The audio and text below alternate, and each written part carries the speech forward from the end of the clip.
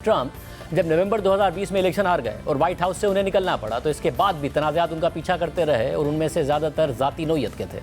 और आज जब ट्रंप दोबारा सदर मुंतखब हो गए हैं तो वो एक मुजरिम होते हुए सदर बनने वाले पहले अमरीकी सदर हैं और अभी उनकी सज़ा का तयन होना बाकी है। रवा साल जुलाई में जब ट्रंप इलेक्शन कैंपेन कर रहे थे तो उस वक्त रियासत न्यूयॉर्क की एक ज्यूरी ने उन्हें हश मनी क्रिमिनल ट्रायल में मुजरिम करार दिया था। ट्रंप पर इल्ज़ाम था कि उन्होंने अपने कारोबारी रिकॉर्ड में जालसाजी करके adult movie star stormy Daniels को $1,30,000 की अदायगी की थी। यह अदायगी 2016 के सदारती इंतखाबात से पहले स्टॉर्मी डैनियल्स को मुबैना जिनसी ताल्लुकात के मामले पर खामोशी इख्तियार करने के लिए ट्रंप के साबिक वकील माइकल कोहन ने की थी।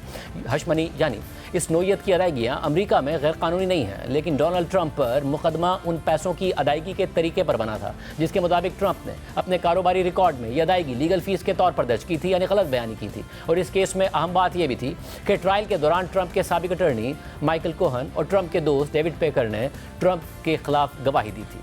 उस वक्त मीडिया से गुफ्तगू के दौरान ट्रंप ने मुकदमे को धांधली करार दे दिया था, जज पर इल्ज़ाम लगा दिया था कि मैं मासूम हूँ, मामला भी ख़त्म नहीं हुआ, ये भी कहा था। असल फैसला 5 नवंबर को अवाम सुनाएगी, ये भी कहा था और वो जीत गए। ट्रंप इस मुकदमे के दौरान जमानत पर रिहा हो गए थे और मुजरिम होने के बावजूद अमरीकी कानून के मुताबिक उन पर इलेक्शन लड़ने के लिए भी पाबंदी नहीं थी और आज वो सदर मुंतखब हो गए। CNN के मुताबिक ट्रंप के खिलाफ इस मुकदमे में सज़ा का तयन करने के लिए 26 नवंबर की तारीख मुकर्रर है और ये अमरीकी तारीख में गैर मामूली दिन हो सकता है। जज यॉन मर्चेंट ने इलेक्शन की वजह से ट्रंप की दरख्वास्त पर सज़ा सुनाने की तारीख नवंबर के आखिर तक मौखर कर दी थी और प्रोसिक्यूटर्स ने भी इसकी मुखालफत नहीं की थी।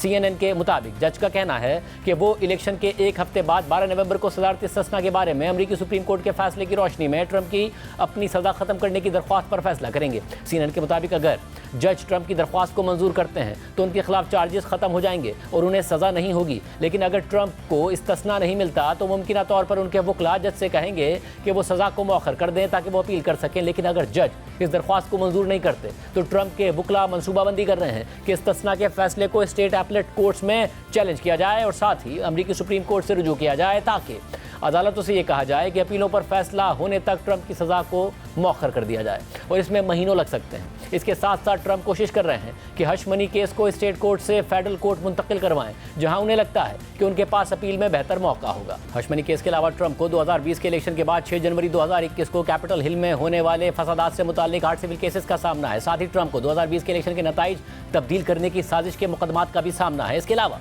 सदारत खत्म होने के बाद खुफिया सरकारी दस्तावेजात अपने साथ ले जाने के इल्ज़ाम में भी ट्रंप को मुकदमे का सामना है। मगर इन सारे इल्ज़ामात और ट्रायल्स के बावजूद डोनाल्ड ट्रंप को अमरीकी अवाम ने एक दफ़ा फिर अपना सदर मुंतखब कर लिया है। 2016 में भी ट्रंप ने पोल्स को गलत साबित किया और इस बार भी कुछ ऐसा ही हुआ है।